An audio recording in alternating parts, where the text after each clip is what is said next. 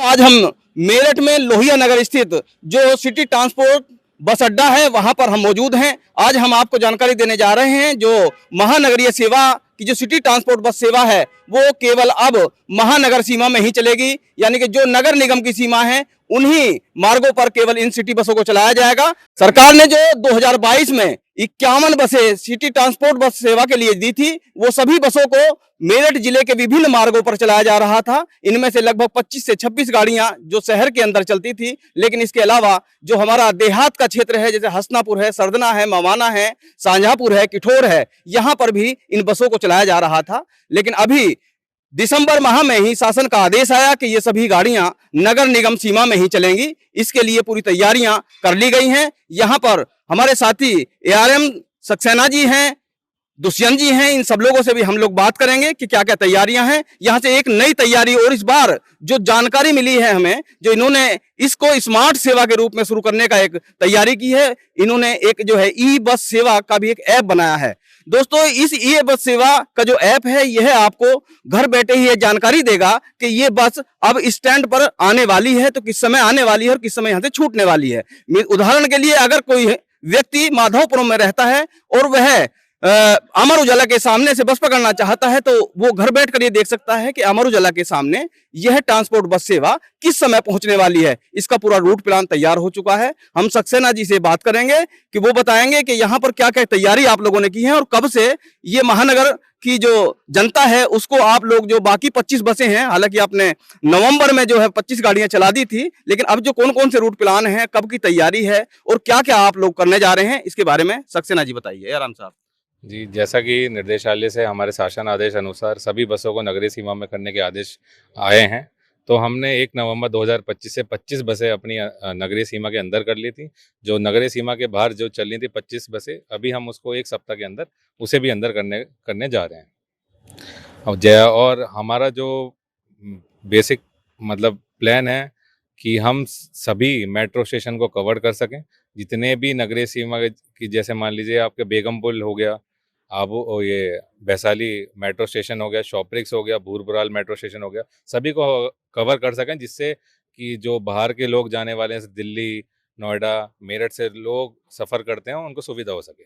नहीं सक्सेना जी, आपने वो मेट्रो स्टेशन तो बताए, क्या ये जितने भी हमारे सोराब गेट बस अड्डा है, भैंसाली बस अड्डा है या फिर प्राइवेट जो बस अड्डे हैं इस शहर के अंदर, क्या उनसे भी टच होगा आपका? बिल्कुल बिल्कुल, सभी सीमा पे जैसे सोराब गेट हो गया, वैशाली हो गया, ये सभी सीमा से हमारी इलेक्ट्रिक बसें गुजरते हुए जाएंगी। एक और बात बताइए, आपने जो ऐप बनाया है उस ऐप को, मैं एक साधारण व्यक्ति हूँ तो कैसे एक आम नागरिक उसको कैसे डाउनलोड करे और कैसे आप लोग, क्योंकि उसमें एक ऐप में ये भी सुविधा है शायद के ऑनलाइन टिकट भी बुक करा सकते हैं, हम बिल्कुल उसकी बिल्कुल। ट्रैकिंग भी कर सकते हैं कि कहाँ से गाड़ी कहाँ पहुंची, तो कैसे देखेंगे हम और कैसे डाउनलोड करें उसको?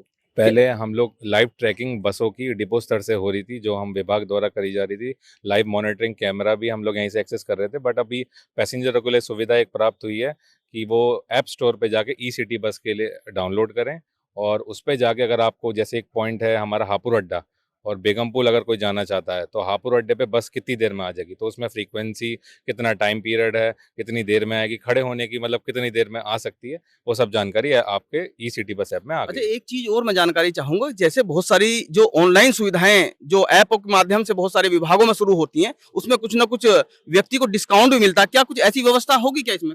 नहीं, अभी डिस्काउंट का स्तर नहीं है, अभी स्टार्टिंग है, शायद भविष्य में इसका प्लान सोचा जाए। अच्छा, एक और जानकारी हमें मिल रही थी कि जैसे हमारे उत्तर प्रदेश में, क्योंकि उत्तर प्रदेश में मेरठ भी आता है, उत्तर प्रदेश में मुरादाबाद भी आता है, उत्तर प्रदेश में अलीगढ़ भी आता है, बहुत सारे जनपद आते हैं, तो कुछ जनपदों में जो आपकी सिटी ट्रांसपोर्ट जो बस सेवा चल रही है उनके किराए में भारी अंतर है। यानी कि हमारे यहाँ पर जो मिनिमम किराया है 12 रुपए शुरू होता है और मुरादाबाद में जो जानकारी हमें मिली है कि वहां पर 5 रुपए शुरू होता है। तो क्या इस मेरठ की शहर की जनता को भी ऐसा कुछ लाभ मिलने की संभावना है? जैसे ही हम लोग ये नगरीय सीमा में बसें कर लेंगे, हम ये बोर्ड अपनी मीटिंग में एक प्रस्ताव रखेंगे, जिसमें कमिश्नर साहब हमारे चेयरमैन हैं, उनसे प्रस्ताव रखेंगे कि औरों के भांति जैसे हम लोग मुरादाबाद, बरेली में मिनिमम फेयर 5 रुपये कर दिया गया है, मेरठ में भी करने का प्रयास किया जाए, जिससे यात्रियों को ज़्यादा से ज़्यादा सुविधा हो सके और सभी साधारण लोग भी और सभी लोग सफ़र कर सकें।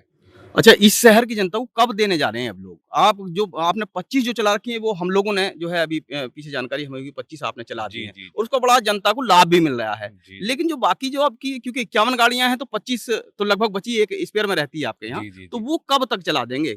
कोई वो डेट फिक्स हुई है क्या? अभी क्योंकि अभी हम ये- लखनऊ में भी आपकी बैठक हुई। बिल्कुल बिल्कुल इसी सप्ताह में हम लोग का प्रयास है, बिल्कुल जल्द से जल्द। कल भी हमारी मैडम से मुलाकात हुई है, एसडीएम मैडम है, और आरएम साहब से भी हमारी मुलाकात हुई। रूट डिसाइड कर दिए गए हैं, थोड़ा सर्वे चल रहा है, ईटीएम में डाटा फीड हो चुका है। शीघ्र ही आपको 50 बसें नगरीय सीमा के अंदर दिखाई देंगी। बस एक और सवाल मेरा ये है कि आए दिन हम लोगों को जानकारी मिलती है कि ये इतनी अच्छी सुंदर जो है बस सेवा है, लेकिन लगभग 8 से 10 गाड़ियां यहाँ, किसी के टायर नहीं है तो किसी की बैटरी नहीं है, तो इसके लिए क्या शासन से क्या सुविधा? नहीं, शासन ये हमारा मेन जो गाड़ियां, जैसे आज ही हमारी 44 ऑन रूट हैं, 51 में से हमारे पास 50 बसें हैं और एक स्पेयर में रहती हैं। तो 50 में से अगर हम 44 आज ऑन रूट हैं तो छः गाड़ी हमारी डिपो में खड़ी हैं। कारण है कि बैटरी फॉल्ट की वजह से कुछ गाड़ियां ऐसी भी हैं जो एक डेढ़ साल से खड़ी हुई हैं, जिसकी हम नियम अनुसार कटौती भी इनके बिलों से करी जा रही है। अच्छा, एक और सवाल रह गया जो मेरे याद आया है कि पिछले दौरान बात आई थी कि क्योंकि शहर का विस्तार हो रहा है कि यहाँ पर कुछ बसें भी सिटी ट्रांसपोर्ट की बढ़ाई जाने के लिए कुछ प्रस्ताव भी गया था। यहाँ प्रस्ताव, जैसे कि अभी सीएनजी हमारे पास 96 बसें थी, वो उनको 15 साल पूर्ण हो चुकी है हमारी मार्च 2025 में। उसके बाद हमारे चालक परिचालक भी बेरोजगार हो गए हैं और यात्री को भी सुविधा ग्रामीण क्षेत्रों में कम मिल पा रही है। तो हमने यहाँ से प्रस्ताव हमारे स्तर से और आरएम साहब के स्तर से जा चुका है शासन में कि यहाँ पे 100 बसें हमें दी जाएं, या तो इलेक्ट्रिक या फिर सीएनजी। देखिए, आपको एआरएम साहब ने भी बताया कि किस तरीके से यहाँ की जो व्यवस्थाएं हैं, क्या तैयारियां हैं। अगले इसी सप्ताह, जो एक सप्ताह की ये बात कह रहे हैं कि एक सप्ताह में ये गाड़ियां शुरू होने वाली हैं महानगर के अंदर। मैं आपको बता दूं कि देखिए, ये जो गाड़ियां खड़ी हुई हैं, यही सब वो गाड़ियां हैं, इलेक्ट्रिक गाड़ियां हैं, जिनको शहर में चलाया जाना है। और जो है ये एक शहर की जनता के लिए एक बहुत ही शानदार एक व्यवस्था शुरू होने जा रही है। और जो है ये इसी सप्ताह की जो बात करें, एक सप्ताह के अंदर ये सभी गाड़ियां शहर के विभिन्न मार्गों पर चलती दिखाई देंगी। देखिए, ये गाड़ी मैं अपने साथी चंद्रशेखर जी से निवेदन करूंगा कि कृपया दिखाने का काम करें। यही वो गाड़ियां हैं जो सिटी की सड़कों पर दौड़ती नजर आएंगी। यह जो लोहिया नगर में जहां हम इस समय मौजूद हैं, यहां पर चार्जिंग स्टेशन भी है और यहीं से ये सब गाड़ियां बनकर चलती हैं, पूरे शहर के लिए बनकर चलती हैं।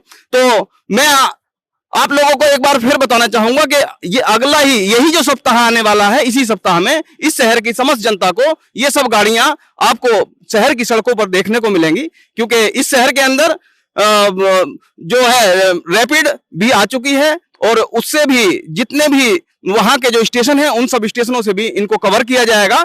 तो आप देखते रहिए अमर उजाला, मैं हूं आपके साथ राजकुमार सैनी। आपके राज्य की खबरें, आपके शहर की खबरें सबसे पहले जानने के लिए देखते रहें अमर उजाला। चैनल को सब्सक्राइब जरूर कर लें और पाएं हर अपडेट।